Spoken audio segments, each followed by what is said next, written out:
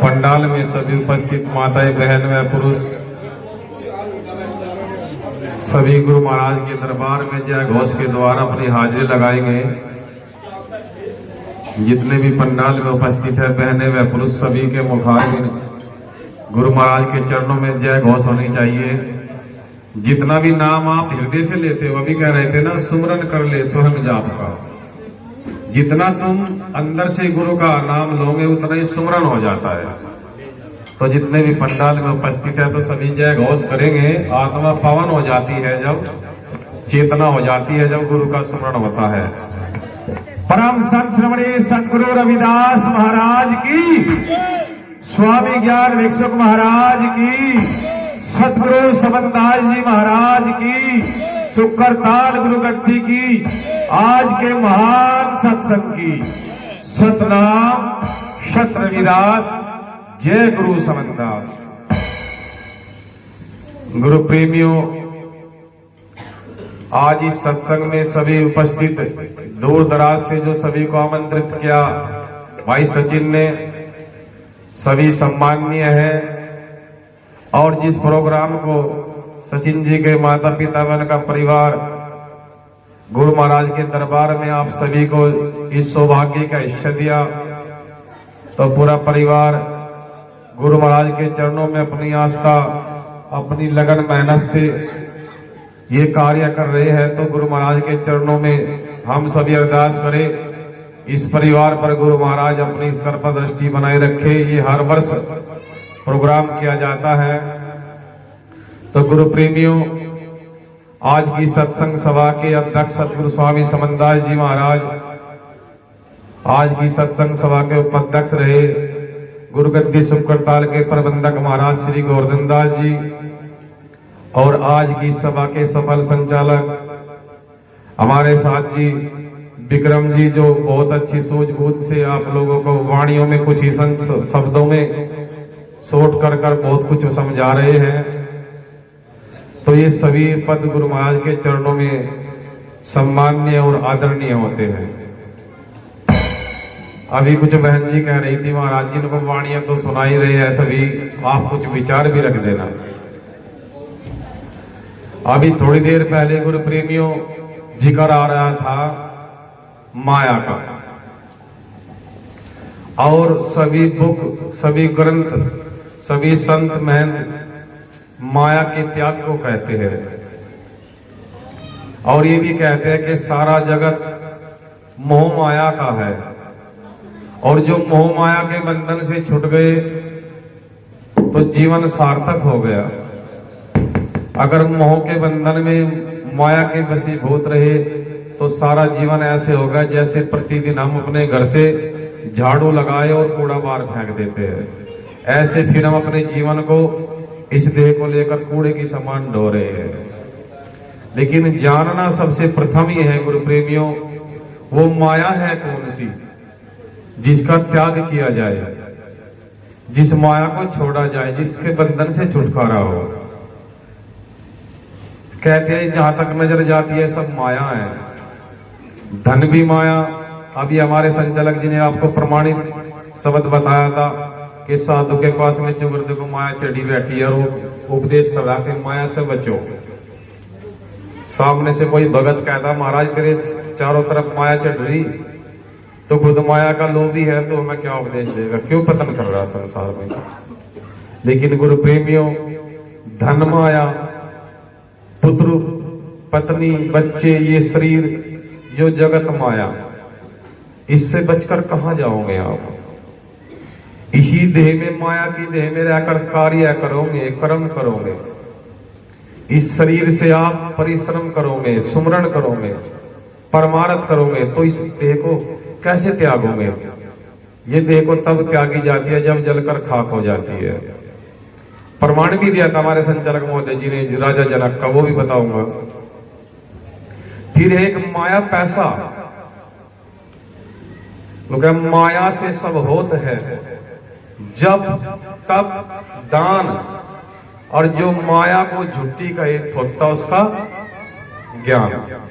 अगर पैसा ना होता तो ये परमार्थ कैसे किए जाती है। टेंट लगा, माइक लगा, भोजन बना, दूर दराज से चलकर आए, पैसे सा भाड़ा लगा, रास्ते में नजर पड़ी होगी जगह जहां माया को देखते हुए आए, कैसे बचोगे इस माया से? संत कहते हैं कोई कोई पहुंचा ब्रह्मलोक को, कोई कोई पहुंचा ब्रह्मलोक को, फिर माया ले आई। जब उस ब्रह्मलोक गए तो वो माया, वो संसार की जितनी भी माया है वो वहां नहीं गई आपको लेने के लिए। उस लोक में ये धन वाली माया, बच्चे पुत्र स्त्री माया, ये तो नहीं जाएगी वहां पर। तो फिर कौन सी माया लेकर आती है? साहिब मिल साहिब हुए, साहिब मिल साहिब हुए, रही ना कुछ तमाई, मलू का उस घर को जाइए जहां पवन नहीं है जाई। ये जो श्वास है यो भी नहीं जाता वहां पर, ये भी यहीं रह जाता है। रही ना कुछ तमाई, ये शब्द जान लो आप, तमाई। जब कुछ तमाई नहीं रही तब एक रूप हो गए, और तमाही संसार की असली माया है। जिस दिन तमाई का त्याग कर जाओगे उस दिन माया रहित हो जाओगे। बस सिर्फ उसी माया से दूर होना है आपको। माया कौन सी है? हम कहते हैं ये सारा जगत जिसको हम कहते हैं संसार, और संसार को कहते हैं हम झूठा थोता मतलबी। न तो ये झूठा है और ना ये मतलबी है, ना ये थोता है। ये सार्थक है, ये साक्षी है, ये हमेशा है। इसको आप थोता झूठा नहीं कहोगे। अब वो संसार है कौन सा? तुम्हारे नाना प्रकार के विचार, तुम्हारे मन से उठने वाली नाना प्रकार की तरंगे कल्पनाएं, वो संसार है, उसको त्यागो आप। तुम्हारी नाना प्रकार की इच्छाएं, जितनी भी इच्छाएं उत्पन्न होती है वो तमाई है। जिस दिन तुम इच्छा का त्याग कर जाओगे, जिस दिन तुम इच्छा को छोड़ दोगे तुम माया रहित हो गए। संसार में अगर कोई माया है तो वो इच्छा की माया है। इच्छा मिटी, इच्छा मिटी निरिंछा हुए, इच्छा मिटी निरिंछा हुए, छूट गए जगत के फैल। कही रविदास साहब के दरबार में काहू ना दंड देन। वो मानव, वो व्यक्ति दंड मुक्त हुआ जिसकी इच्छा का समापन हो गया, जिसकी इच्छा को खत्म कर दिया गया। तो वो फिर किसी का दंड नहीं देता, ना कोई रुकावट रह जाती। ऐसा गुरु रविदास जी कहते हैं। तो संसार में किसका त्यागन करोगे? इच्छाओं का। जब तक इच्छा प्रबल है, इच्छा खड़ी है, तो तुम शंखाओं से बंधे हो। शंका है संसार, जिसको आप स्वार्थी और मतलबी कहते हो। वो है काल्पनिक, वो है कल्पना, वो ढाबा चिनाई और मनोदेड़ी में लगी खड़ी है, जिससे कुछ बनने वाला भी नहीं, जिससे कुछ मिलने वाला भी नहीं। जिस दिन तुम अपनी इच्छाओं का त्याग करो, जिस दिन तुम अपनी कल्पनाओं को मेट दो, उस दिन जानो कि आप सार्थक हुए, साक्षी हुए। अन्यथा गुरु प्रेमो सारा जगत बेहोश। हमें गुरु ने क्या दिया? आप सब गुरुमुखी बैठे हो यहां, क्या लेकर आए हो आप गुरु से बताओ? गुरु के चरणों में माथा टेक दिया, कहते हैं तन मन धन गुरु को सौंप दिया। फिर गुरु से तुम्हें क्या मिला? किस लिए आए हो आप गुरु शरण में? किस लिए गुरु धारण करते हो? जिसको आप नाम दान कहते हो, गुरु धारण कहते हो, सत्संग ले लिया, इसकी वह हक्का जानो आप। इस पद को, इस वाक्य को समझ लो आप, क्या दिया गुरु ने। सारा जगत क्या है? बेहोश। अभी वाणी कह रही थी ना बहन जी, क्यों सोवे गफलत की निंद्रा, जाग रे नर जाग। गफलत की जो निंद्रा है वह है बेहोशी, वह अज्ञानता की, वह है अंधविश्वास की। गफलत की जो निंद्रा है। आप यहां सब बैठे, अब भी आप निंद्रा में हो अगर होश में ना हो। इसलिए जगत बेहोश है, गफलत की निंद्रा में है, और गुरु देता है हमें होश। हमें गुरु ने क्या दिया? होश। जो कार्य आपने होश में रहकर किया, जागरूक में रहकर किया, वो सार्थक हो गया, वो परमार्थ बन गई। और जो बेहोशी में कार्य किया, वो निष्फल चला गया, वो किसी कार्य में ना लगा, किसी काम ना आया, व्रत गवा दिया आपने। इसलिए जागरूक होना, संत कहते हैं जागरूक हो जाओ, जाग जाओ। जागने का अर्थ है होश में आना। कैसे? कुछ थोड़े से प्रमाण हैं।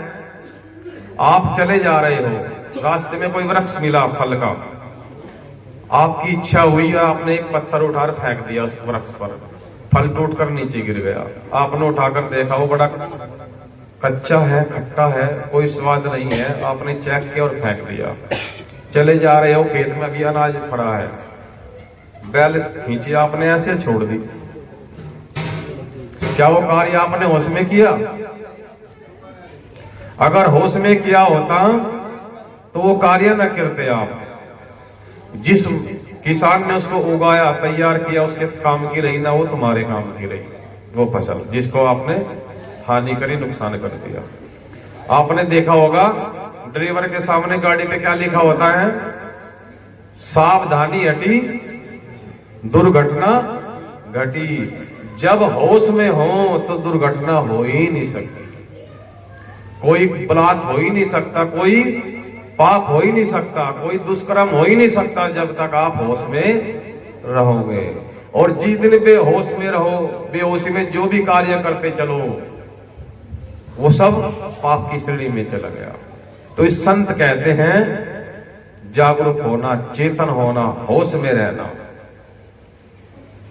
आपने सुनी होगी एक वाणी, गुरु रविदास जी कहते हैं, हंसा भाई हंस गति में होना, तब जागो तब ज्ञान विचारो, ध्यान लगाकर सोना। यानी ध्यान में रहो, और जब विचार करो तो सार्थक विचार करो, नृत्य ना करो। किसी विचार को रखो जो दूसरे को भी सार्थक हो, स्वयं को भी दिशा मिलती हो, दूसरे को भी दिशा मिलती हो। ऐसे विचार करोगे प्रतिदिन, ध्यान में रहोगे प्रतिदिन, तो समझ लो आप होश में हो, गुरुमुख हो, सत्संगी हो। यही तो पूरी सार है सत्संग की। बहुत लोगों से सुना होगा आपने, बहुत सारी बुकों में पढ़ा होगा, वो बड़ा दुर्लभ है इस पे चलना, बड़ा कठिन है इन बातों पे चलना। लेकिन गुरु प्रेमी संत कहते हैं जब जागो जब ही सवेरा। जिस दिन होश आ गई उसी दिन मानव सब जान गए। वाणी कह रही थी ना भी गुरु रविदास जी की, जब तू अपने पट खोल लेगा तेरा राम तुझ में बोल लेगा। फिर क्या? तज माया मोह अभिमान को, फिर निर्भय गुण गावा। देखो छोटी सी सार में गुरु जी ने पूरा सत्संग बता दिया, हमें जरूरत नहीं रह जाती आगे बढ़ने की। इसी कली को जान लिया ना तो फिर आगे बढ़ने की कोई जरूरत नहीं है। जिस दिन तुम जाग गए, होश में आ गए, तो तुमने स्वयं को जान लिया, स्वयं को पहचान लिया, और जिसकी तुम्हें तलाश है वो अंदर ही प्रकट हो गया। बाहर खोजने की जरूरत नहीं है। जिस दिन तुम काम क्रोध मोह मान अभिमान का त्यागन करो, उस दिन क्या हो गए? निर्भय, बिना गम के, बिना भय के। और जिस दिन निर्भय हुए, भय मुक्त हो गए, उस दिन आप उस पवित्र गुण को गाओगे जिस गुण को सुनने के लिए आप पूरी पूरी रात भर इकट्ठे होते हो, दूर दराज सर चल कर आते हो। और उस वाणी को सुनकर अगर एक भी शब्द बहा गया, एक भी शब्द लग गया, तो जैसे संचालक मोदी जी ने बताया था कि जनक विधेय हो गया था। पता कैसे हुआ था जनक विधेय? गुरु रविदास जी कहते हैं, नरपति सेज सिंहासन सोया, सुपने भया भिकारी, अछूत राज बिछड़ गया है, ऐसी दशा हमारी। गुरु जी कहते हैं जनक सो रहे थे अपनी सेज पर, सुपना दिखाई दिया जनक को सोते हुए कि वो भिखारी बन गया और कटोरा उठाकर भीख मांग रहा है। बड़ी पीड़ा हुई, भीख मांग रहा है। जब आंखें खुली तो अड़बड़ा के उठा, अपनी सेज पर था, ध्यान आया तू थोड़ी देर पहले भिखारी था और तू राजा है, जनक है, इतने बड़े साम्राज्य का तू राजा है, तू तो भीख मांग रहा था। बड़ा चिंतित हो गया, परेशान हो गया इस बात को लेकर। ये वाक्य उसको चुभ गया, मैं भिखारी कैसे बना, क्यों मुझे ये पीड़ा मिली। नगर में जो साधु सन्यासी थे सब बुलाए, सवाल पूछा, देखो महाराज मैं जानना चाहता हूं, अगर तुम ध्यानी हो, पारदर्शी हो, तो मुझे बताइए ये सत्य है या वो सत्य है। किसी बात का सन्यासी का कोई जवाब न मिला। राजा क्रोधित हुआ जनक, कहने लगा तुम ऐसे संसार में अपने आप में साधु सन्यासी सिद्ध करे हो, जानते कुछ नहीं हो, कैद में डाल दिया। बहुत सारे साधु ऐसे इकट्ठे हुए, सवाल पूछता, अगर उत्तर न हुआ तो सबको कैद में डाल देता। एक 8 साल का बालक जिसका नाम था अष्टवक्र, जिसके शरीर में 8 फुट उसके शरीर में कुबड़ा था, वो ऐसे गांव में बैठा 10-5 बच्चों को लेकर और उन्हें उपदेश कर रहा है, सत्य विचार सुना रहा है। कोई व्यक्ति उधर से गुजरा, खड़ा हुआ, विचार सुने, कहने लगा, रे नुका अष्टवक्र, जब तो इतना बड़ा ज्ञानी और ध्यानी है, क्यों नहीं अपने बाप को जनक की कैद से छुटा लाता। वो बात अष्टवक्र को लगी। घर पहुंचा, अपनी माँ से पूछा, नुका माँ मेरे पिताश्री कहाँ है। माँ को ये डर था कि बच्चा तेजस्वी है, बड़ा तार्की है, अगर बच्चे को बताऊंगी तो बच्चा वहां जनक के पास जाएगा, ये भी कैद में हो जाएगा, पिता को कैद हो गया, मेरा बच्चा भी कैद हो जाएगा। माँ ने उसको कुछ नहीं बताया, लेकिन बच्चे की जिद, हट, उसको बताना पड़ा। कहती है, पुत्र अगर तू जानना ही चाहता है तो सुन, जनक के यहाँ तुम्हारे पिताश्री कैद है और उसकी संग में हजारों साधु उसकी कैद हैं। नो क्यों है माता जी इसका कैद? नो जनक का कुछ प्रश्न है, अगर उत्तर नहीं दिया जाता तो उनको सबको कैद में डाल देता है। तो छोटा बच्चा 8 साल का कुबड़ा अष्टवक्र निकल गया जनक के दरबार में। सभा लगी थी ऐसे, जनक सामने बैठा, वो अष्टवक्र सभा में गया, अंडा कैंडा होके चल रहा था 8 फुट के बॉडी में। सभा में सब लोग हंसने लगे देखकर, उसकी मजाक उड़ाने लगे उसकी चाल को देखकर।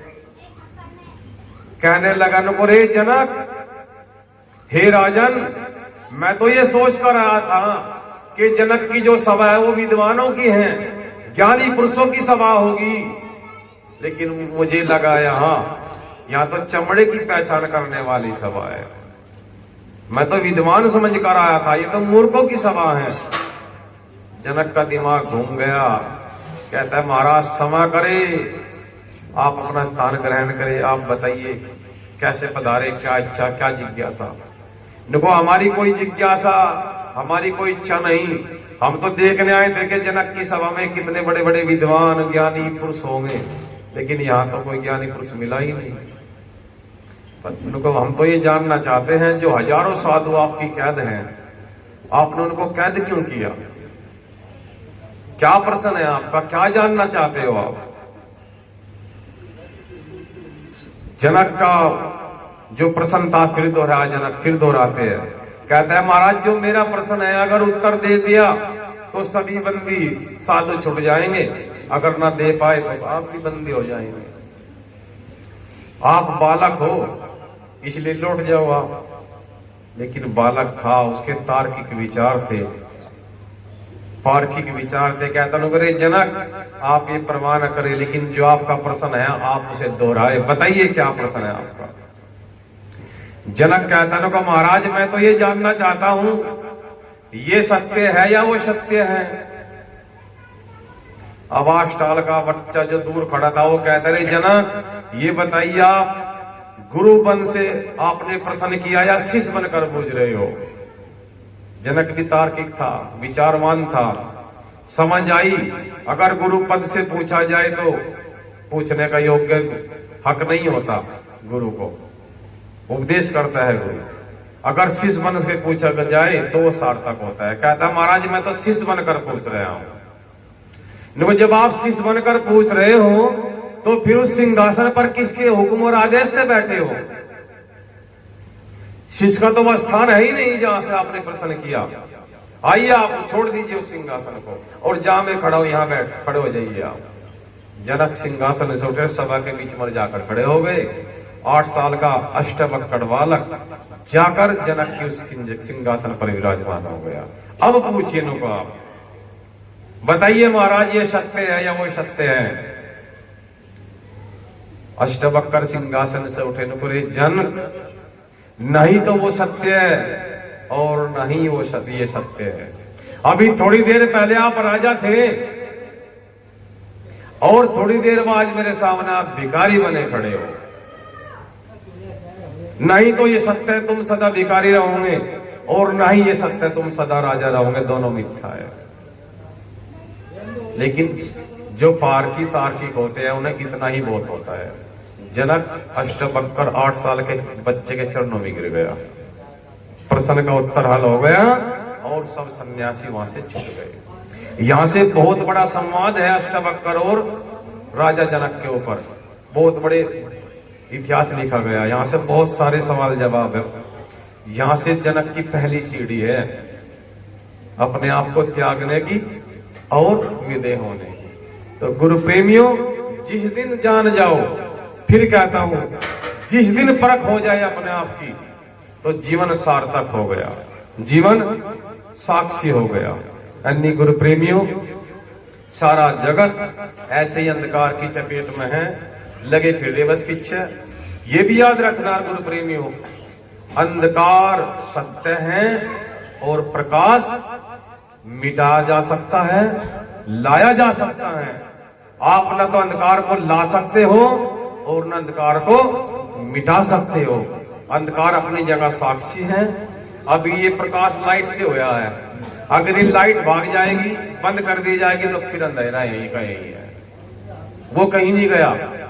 जब ये लाइट उजागर की जाएगी, वो जलाई जाएगी, तो फिर प्रकाश हो जाएगा। तो प्रकाश को आप ला सकते हो, प्रकाश लाया जाता है। अंधकार अपनी जगह स्थिर है, वो अटल है, वो सत्य है।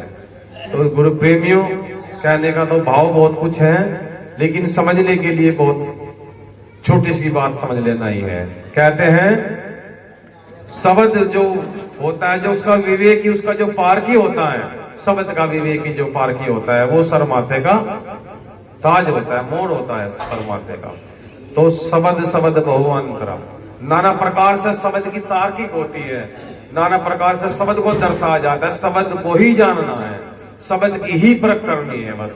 जनक ने उसके बच्चे के बालक से निकला जो मुख से शब्द था, वो परख लिया और प्रश्न को हल हो गया और सब सन्यासियों को रिहा कर दिया गया। तो गुरु प्रेमियों, जिस दिन माया मोह त्याग दोगे, ये तो लोग कहते हैं, गुरु जी कहने थे, उनको जानना अपने आप का है, समझना अपने आप का है। अभी महाराज गोविंदास जी भी कह रहे थे, बहुत बार कहते हैं, आपने सतगुरु समनदास जी के मुख से भी सुना होगा, अपना तन टोया नहीं, कह रही थे महाराज जी भी कह कर गए थे, अपना तन टोया नहीं, फिरे चारों खूंट, अपने बिल्ली नहीं निकलती और के काटे ऊंट। कहने का ये भाव है गुरु प्रेमियों, जानना स्वयं का है, पहले रट आत्म राम को, फिर परमात्म पावेगा। जानना अपने आप का, संवारना अपने आप का, सुधारना अपने आप का। आप सुधरा तो जग सुधर गया, दूसरे का टेक्का नहीं है तुम्हें सुधारने का। तुम स्वयं सुधर जाइए, तुम्हारे लिए दूसरा सुधरा हुआ है। जैसे को तैसा होता है गुरु प्रेमियों। तो गुरु प्रेमियों,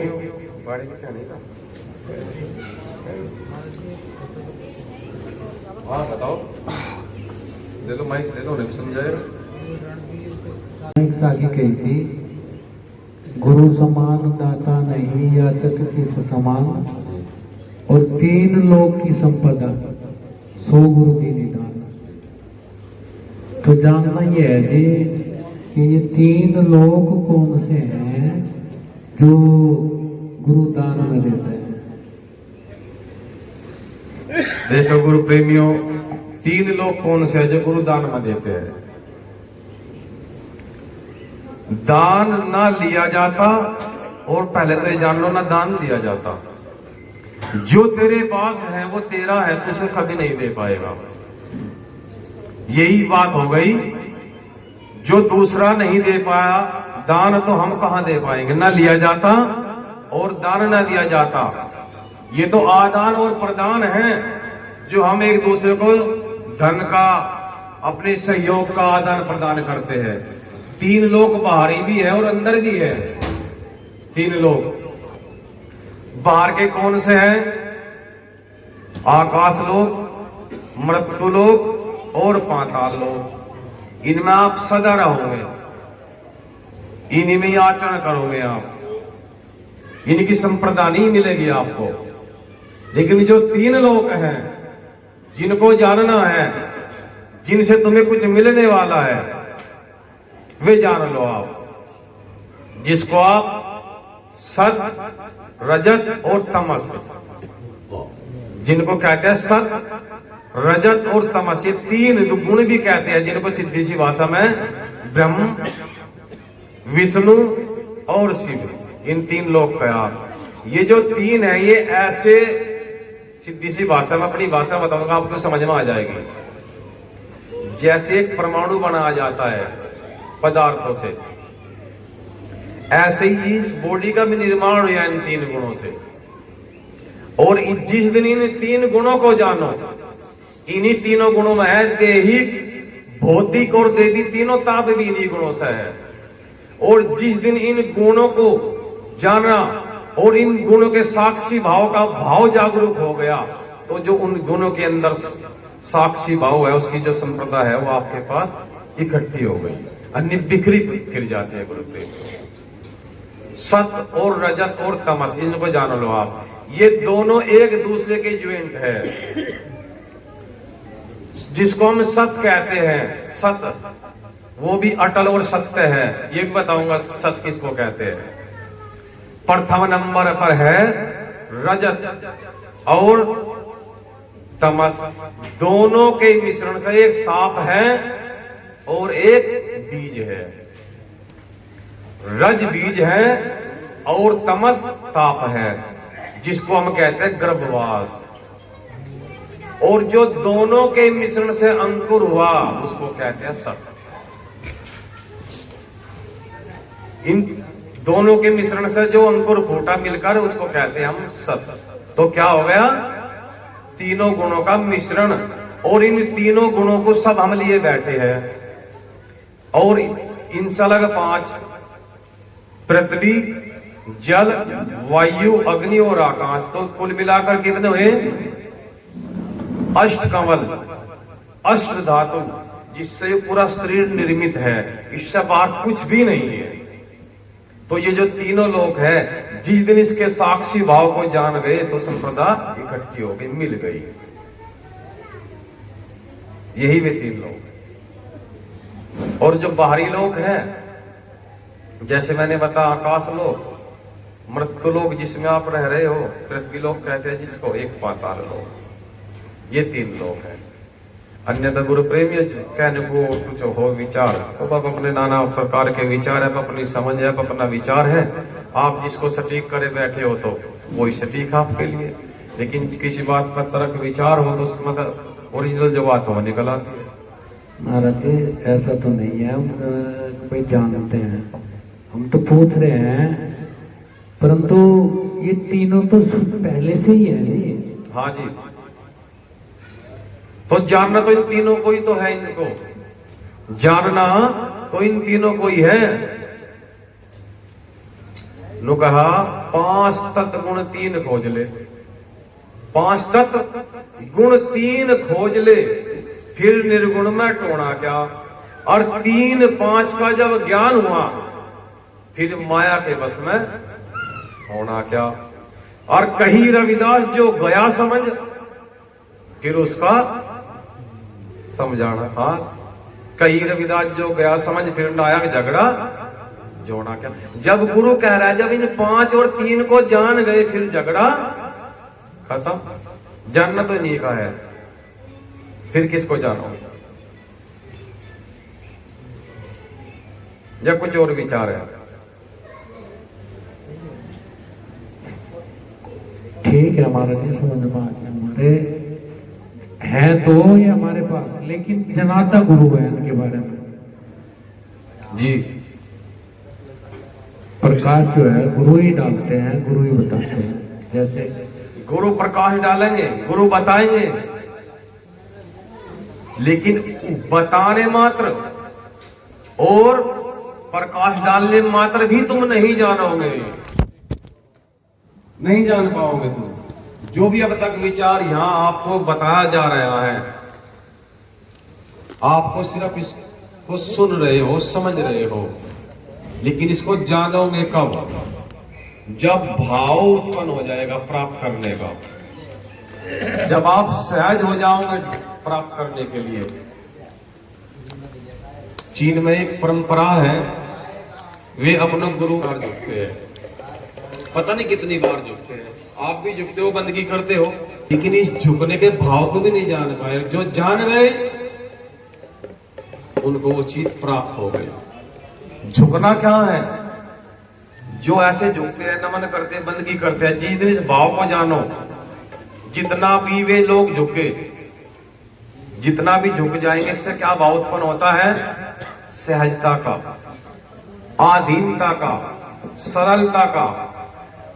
जिस दिन झुकने की भाव को जानो तो मार्ग मिला, और वो मार्ग इतना सहज और आसान हो गया। उसको जानने के लिए, उस चीज को प्राप्त करने के लिए जिसकी खोज में आप और हम सब लगे हैं, तो वो आसान हो जाता है मिलना। पहले ये जान लो झुकना क्या है और झुकने से प्राप्त क्या होता है। हम तो कहते हैं हम मत्था टेक रहे जी, बंदगी कर रहे जी। मत्था टेकने का अर्थ क्या है? मत्था टेकने से मिला क्या? सहजता मिली, अभिमान घटा, अहंकार गिरा, त्याग हुआ, सहज सरल हुए। और झुकने के बाद भी फिर वही अहंकार बरकरार खड़ा रहा, तो फिर झुके नहीं। फिर नमस्कार और दंडवत नहीं हुए। दंडवत और नमस्कार करने का मतलब है सहज होना, सरल होना, स्थिर होना। यही इसका भाव है। और जिस दिन इस भाव को जान गए तो विधि मिलनी प्राप्त शुरू हो जाएगी। तुम्हें ही तिरना है, तुम्हें ही पार होना है, तो और जानना भी तुम्हें ही है। याद रहे, गुरु आदेश नहीं करता कभी,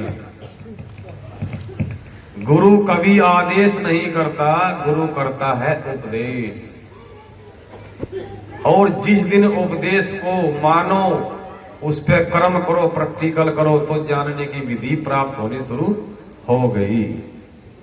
कहते नहीं लोग, मिश्री मिश्री कहे मुख मिठा ना होए। आप गुड़ गुड़ कहते रहोगे तो मिठा मुंह थोड़ा ही हो जाएगा जब नहीं चखोगे। तो भाई गुरु प्रेमियों, प्रयास करना पड़ेगा, वचन पर अटल होना पड़ेगा, कर्म करना पड़ेगा। कर्म ही दुनिया में प्रधान है। देह मिटेगी, आत्मा विनाशी, आत्मा अमर।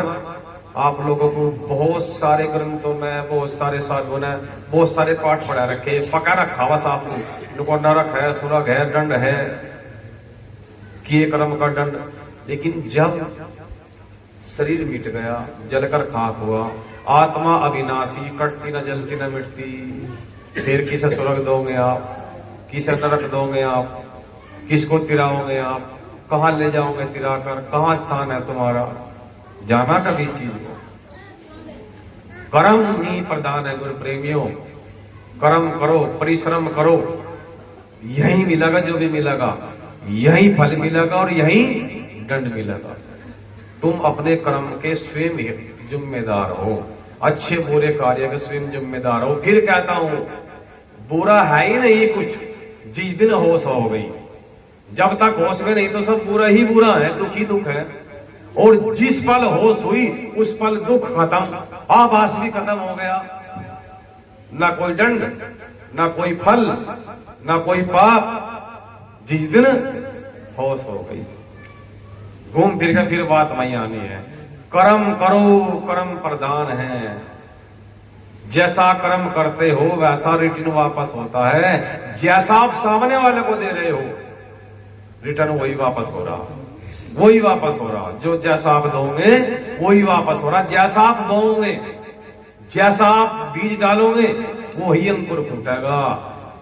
फूल बोओगे तो फूल उगे, कांटे बोए तो कांटे उगे, अनाज बोया तो अनाज ही काटोगे, मक्का बोया तो मक्का ही काटोगे। जैसा कर्म करोगे तैसा फल उगेगा।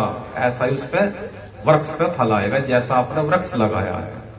तो गुरु प्रेमियों, कर्म सार्थक है, कर्म सर्वोपरि है, कर्म का अधीन रहो। अभी जिस कॉलोनी में आप यहाँ प्रोग्राम फरमा रहे हो, गुरु महाराज का सत्संग चल रहा है, ये बड़ी उत्तम नगरी है। कहीं ना कहीं यहाँ प्रतिदिन सत्संग होता रहता है। गुरु महाराज के जो दिल्ली की संगत है, बड़ी सराहनीय है, बड़ी परमार्थी है, गुरु महाराज के पथ पर लगी हुई है। ये यहाँ दिल्ली की महिला जो मंडल है, हमारी बहनें, प्रति वर्ष अप्रैल के महीने में 17 अप्रैल को भंडारा करती है। गुरु महाराज का वचन है इन्हें करना। अभी भी बहन जी कह रही है इनको महाराज जी में तो पता नहीं लोग क्या क्या कहते हैं। कोई लालची बतावा इन्हें, कोई ठग बतावा इन्हें।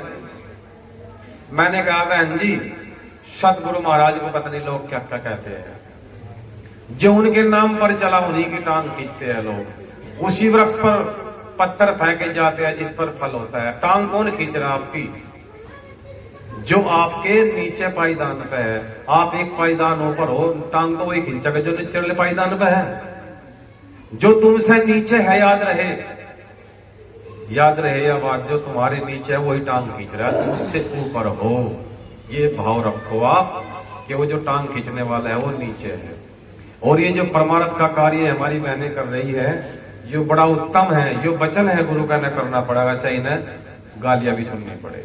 करते रहिए आप इस कार्य को। ये बड़ा उत्तम कार्य है आपका। इससे एक समाज में सीख, एक दिशा मिलती है बहनों से। ये परमार्थ है। और ये बहन जी कह रही थी को महाराज जी हम झोली ठाकर नहीं मांगते किसी से, हम उन्हीं से लेते हैं जो गुरु महाराज के सेवक है। और जो उनके पास कुछ धन इकट्ठा होता है ये आश्रमों में जगह जगह जहां जरूरत होती है वहां भेंट भी करती है।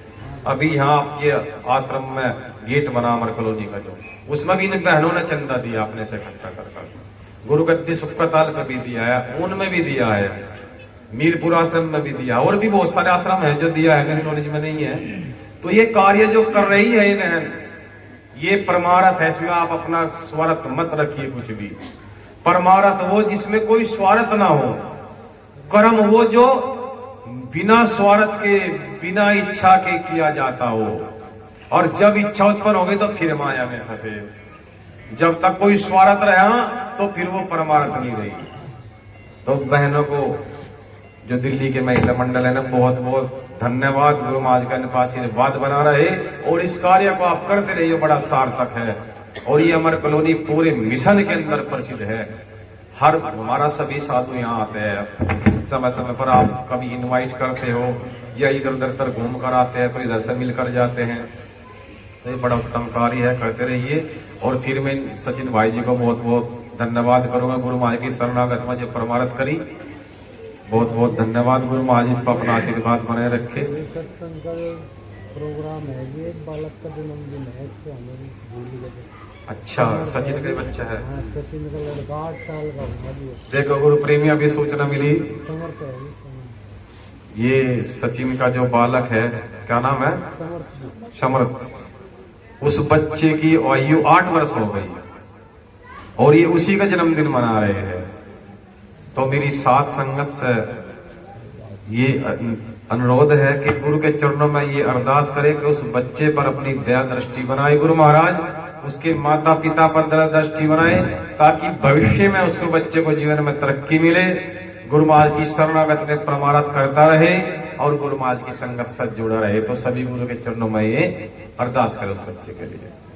तो सतनाम, सत रविदास, जय गुरु शमनदास।